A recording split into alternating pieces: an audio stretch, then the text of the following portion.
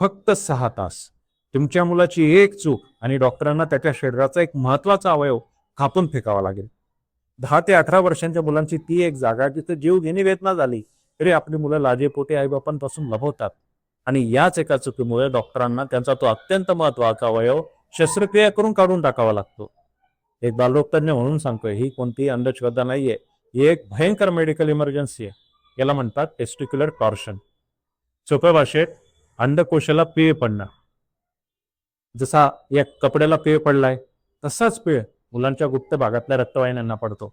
तिथला रक्तपुरवठा जागच्या जागी बंद होतो आणि ऑक्सिजन न मिळाल्यामुळे तिथल्या जिवंत पेशी मरू लागतात. घड्याळाचा काटा उलटा फिरतोय. तुमच्याकडे आहे फक्त 6 तास.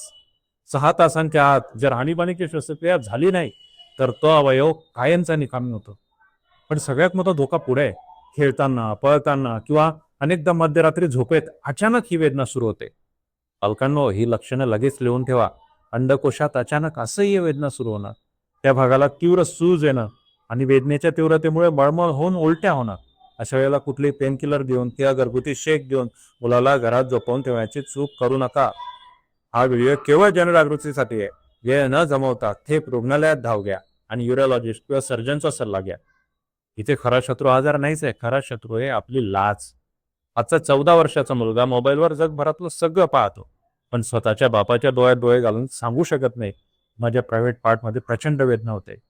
विचार करा, तुमच्या मुलामध्ये एवढी हिंमत आहे का की तो तुमच्यापाशी ही गोष्ट व्यक्त करेल? जर नसेल तर आजच त्याच्याशी संवाद साधा, कारण तुमची ही लाज मुलाच्या आरोग्यासाठी घातक ठरू शकते.